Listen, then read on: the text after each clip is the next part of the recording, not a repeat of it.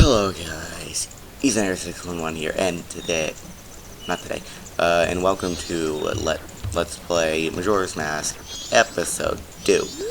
And we are going to now be doing the second area of this part. We're going to be entering the bomber's hideout. So the code is... Now this code is completely random. For each game, completely random.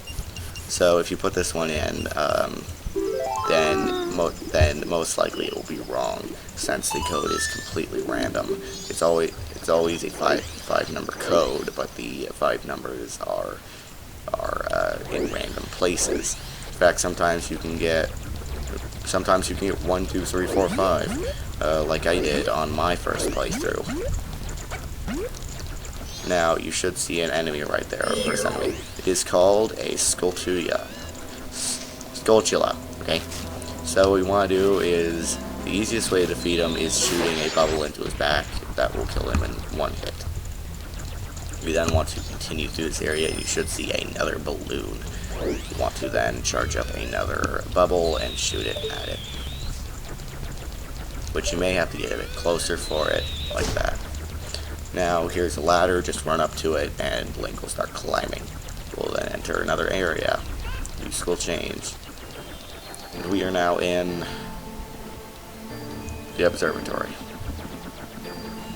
We want to go up these stairs here, these brightly colored stairs up into the actual observatory, and speak to the old man here. Well, this plain-looking child has joined me today. Are you a new friend of the Bombers Gang?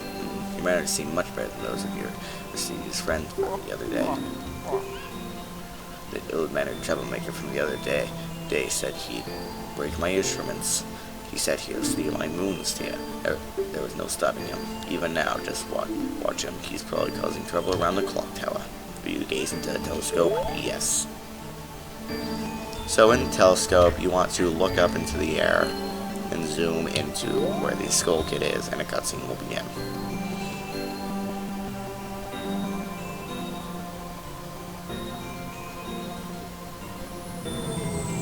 See, the moon doesn't want to crush the world. He does, though. So we no longer need to look into the telescope. Well, did you find that troublemaker and that loud noise? What was that? Perhaps another moon stairs fall nearby. Go to the door and look outside. But I wonder how that troublemaker got on top of the clock tower. The only way up there is through the clock door, and that opens only on the eve of the carnival. And speaking of the carnival is actually on the last 5 hours of the last day. So we got the moon sphere. Now this moon sphere will be pretty important, but for now we just want to go back.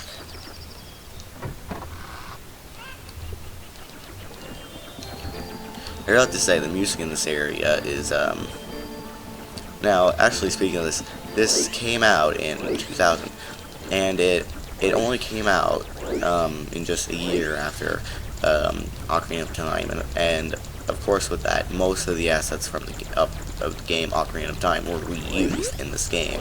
Many character models, much of the music, and even some rooms, I'm pretty sure.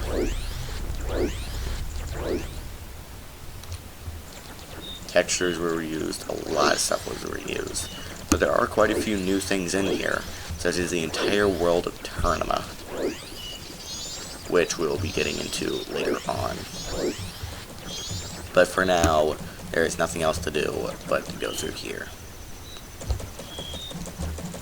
Now, with the moon sphere, we want to then walk up over here. And wait, hang on.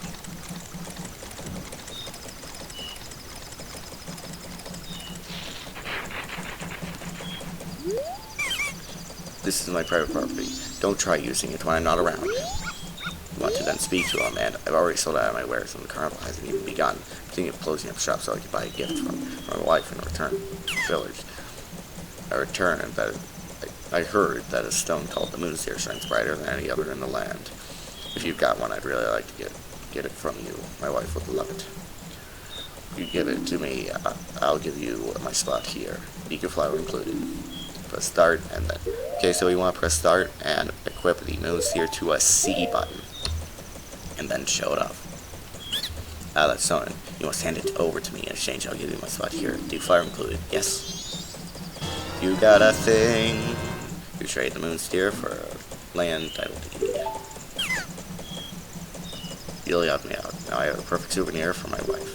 She hasn't set eyes on a jewel or a strange sparkling stone like this in a very long time. The title deed for this spot should be in high demand among these scrubs, but you already know that. If you don't need any more, you can always sell it. In fact, this will become a very important thing later on in the area. I'm still sick. So currently, now you see that how the dog tag it really hates the scrub, so you're gonna have to get used to that.